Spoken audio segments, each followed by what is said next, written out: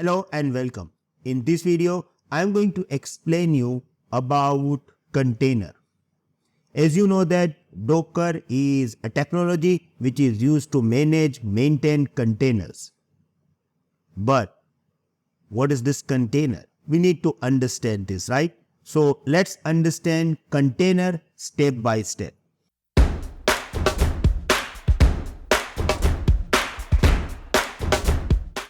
Here I have three different mind map points. I am going to explain you all these three mind map points into these three videos. Okay. Very first mind map point is container is one type of lightweight virtual machine. First of all, we need to understand what is virtual machine, and then we need to understand what is this lightweight virtual machine, right? So let's start with this. Here I am going to explain you virtual machine first using this particular whiteboard.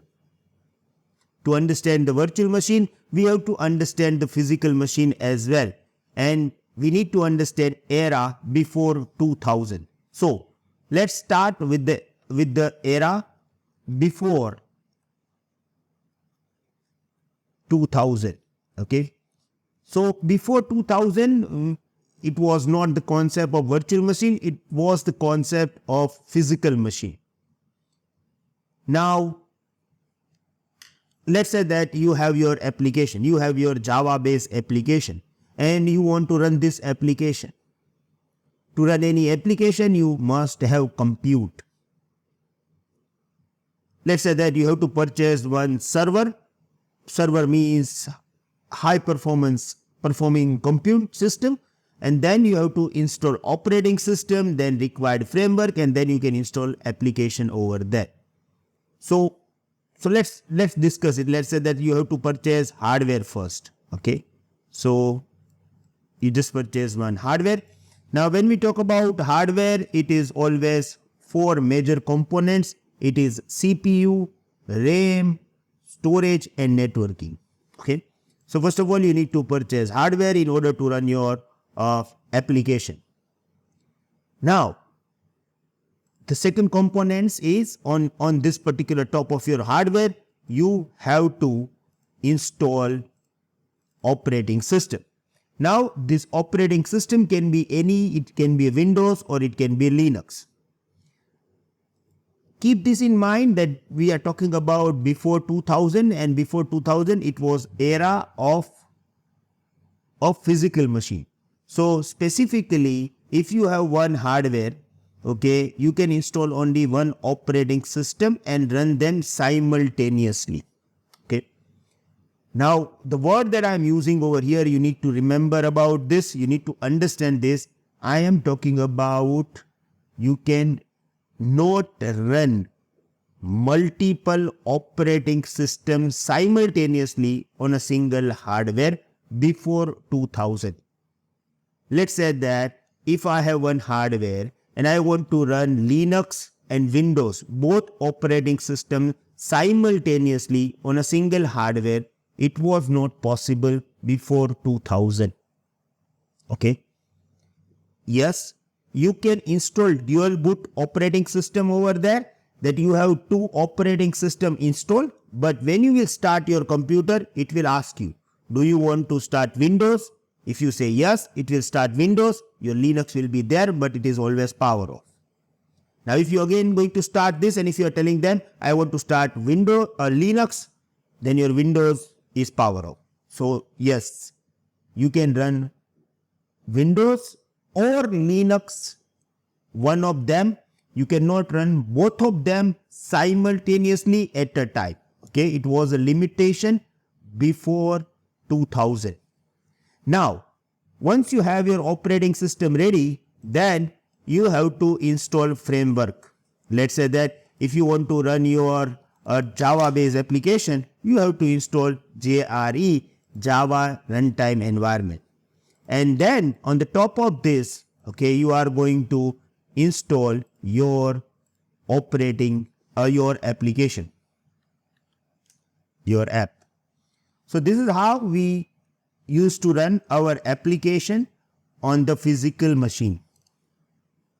But after that, we got a new concept of virtualization. So after 2000, VMware, a company called VMware comes into the picture, and they provided us a concept of hardware virtualization.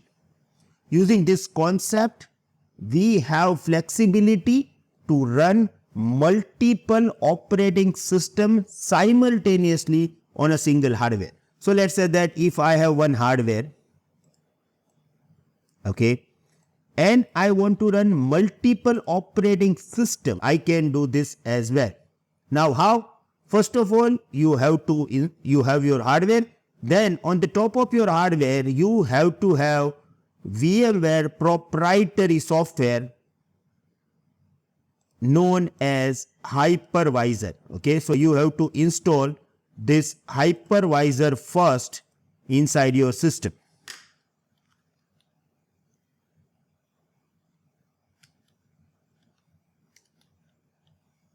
Okay, now once you install your hypervisor, then you have flexibility to install multiple operating systems. So let's say that here I can install only one.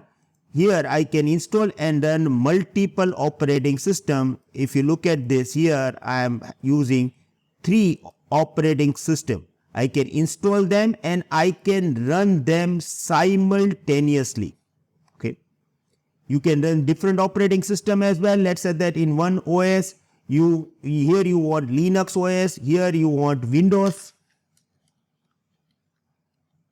Here I have Linux, here I have Windows. So it is also possible to install different operating system and run them simultaneously. Now this is a Linux operating system install over here, and if you want to run Java based application here, and then you are going to install JRE, no need to worry. Here you want to use .NET application, so you are installing .NET. And then there is a different apps as well. So here you are running your Java based app, and here you are running your .NET based application.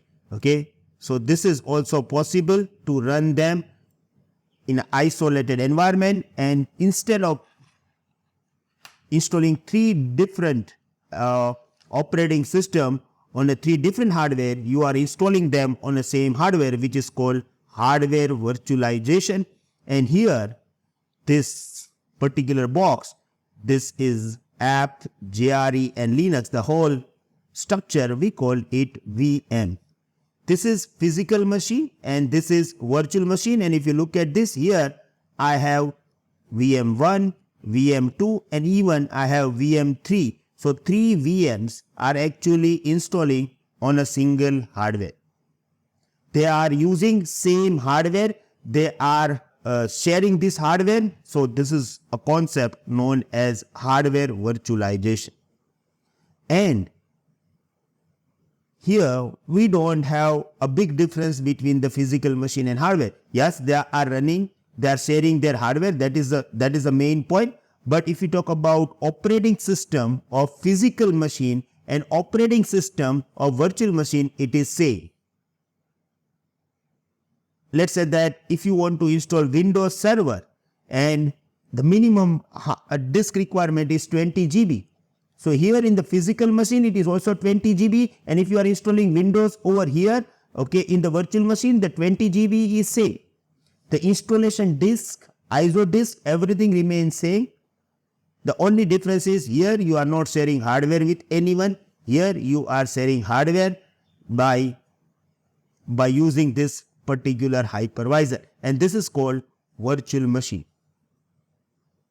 After 2000, people become very serious about virtual machine, and companies are using virtual machine for their production environment as well.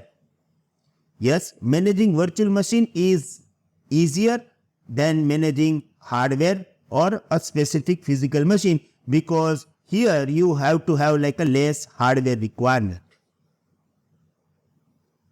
Same like physical machine, we have operating system over here, we have runtime environment over here, it is the same.